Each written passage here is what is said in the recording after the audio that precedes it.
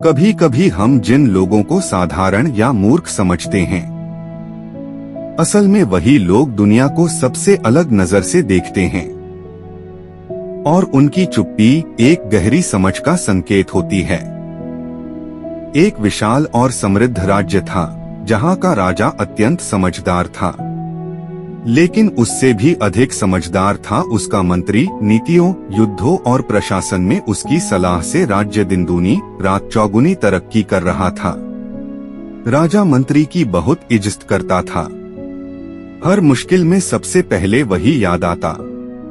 लेकिन एक चीज थी जो राजा को समझ नहीं आती थी, और वो था मंत्री का बेटा। जब भी राजा उस बच्चे से मिलते, वो मुस्कुराकर पूछते, बच्चे बताओ, सोना ज्यादा कीमती होता है या चांदी? लड़का बोलता है, चांदी। राजा पहले तो हंसते, फिर कुछ देर उस पर मुस्कुराते। धीरे धीरे ये एक आदत सी बन गई। हर बार सवाल, हर बार वही जवाब, और हर बार इनाम में एक चांदी का सिक्का देता था। राजा हंसते हुए कहता है कि मंत्री जी, आप तो इतने गुणी हैं, लेकिन आपका बेटा तो कुछ समझदार नहीं लगता।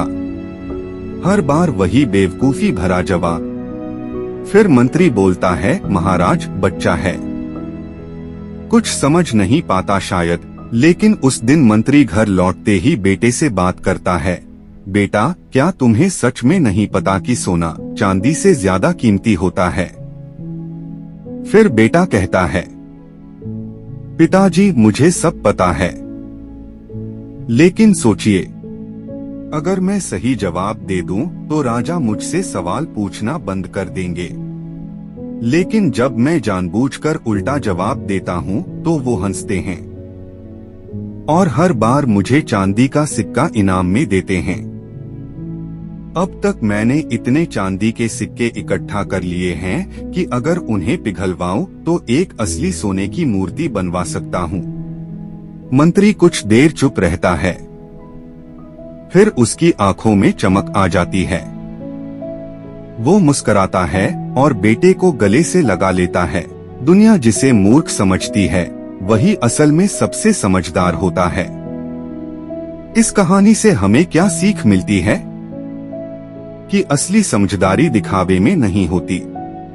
कुछ लोग कम बोलते हैं, लेकिन बहुत समझते हैं।